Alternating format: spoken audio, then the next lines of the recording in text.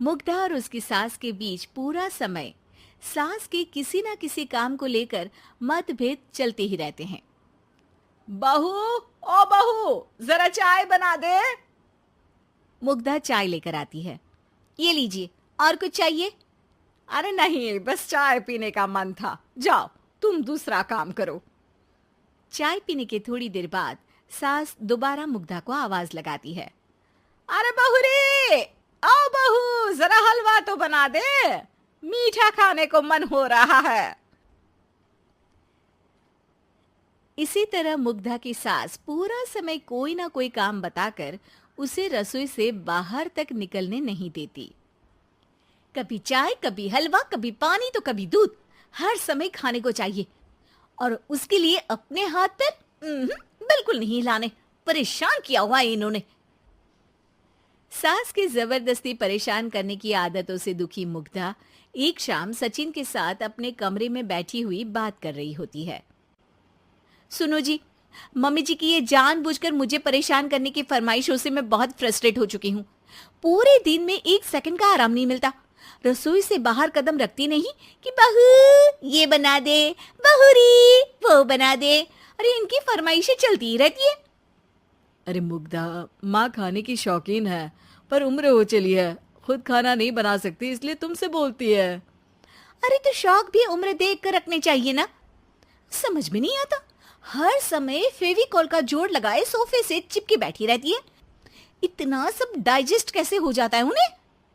अरे तुम मेरी माँ से इतनी नफरत कैसे कर सकती हो? मैं उसे नफरत नहीं करती जी, बस परेशान हूँ। जहां मुग्धा अपने पति से ये सब बोल रही होती है, वहीं उसकी सास भी कमरे के बाहर दरवाजे से कान लगाए सारी बातें सुन रही होती है और अगली दोपहर रसोई में मुग्धा के पास जाती है। बहू, आज ना मेरा कुछ मसालेदार खाने का मन है।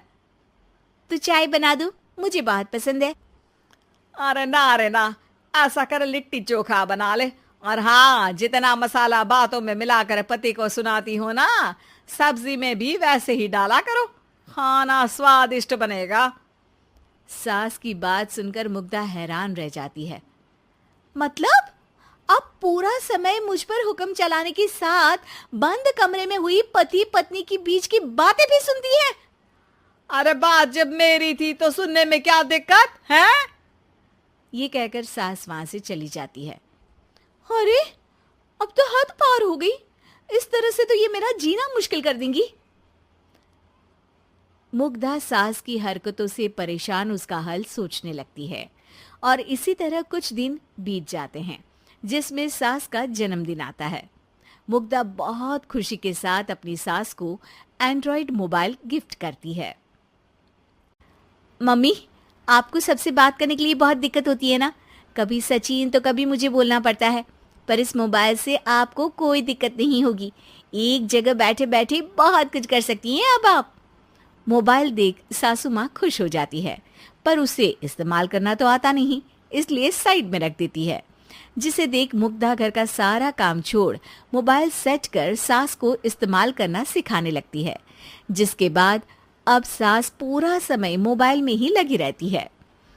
हाय, जब से मम्मी को मोबाइल मिला है मेरी लाइफ में कितनी शांति आई है। अच्छा है, इसी तरह बिजी रहे तो मैं भी सुकून की जिंदगी जी पाऊंगी। अब मुग्धा जब मन करे काम करना, जैसा चाहे वैसा खाना बनाकर खाना, पूरा समय रिलैक्स और खुश रहने लगती है।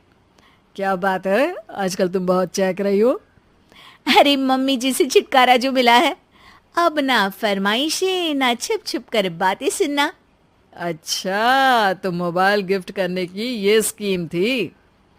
इसी तरह दिन बीतते हैं और अब मोबाइल पर लगी सास फरमाइशों की जगह सवालों के लिए बहू को आवाजें लगाना शुरू कर देती है।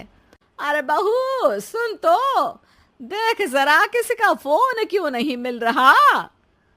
रिचार्ज खत्म हो गया है, पर अभी 4 दिन पहले ही तो मैंने किया था। इतनी जल्दी कैसे खत्म हो गया?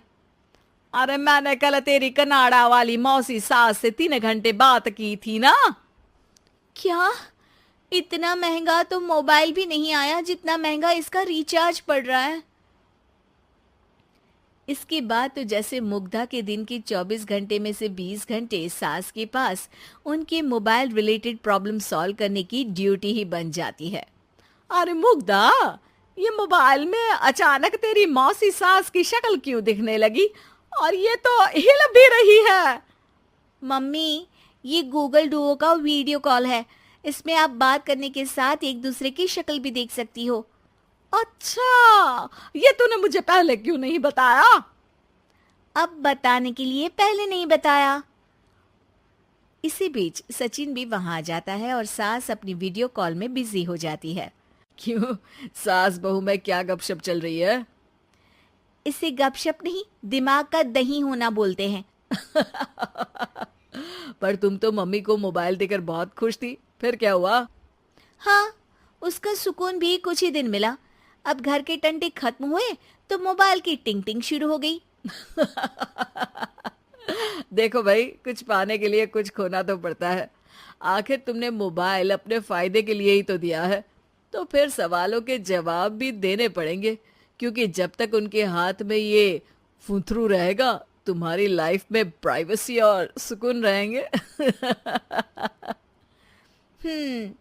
कहने का मतलब है अगर इससे प्यार बढ़े तो दाग अच्छे हैं। अरे मुझे पहले दिन से ही पता है मोबाइल किस मकसद से दिया गया है। भूलो मत, इससे पहले मैं बातें ही सुनती थी। सास की ये बात सुनकर मुग्धा शॉक में और सचिन हंसता रह जाता है।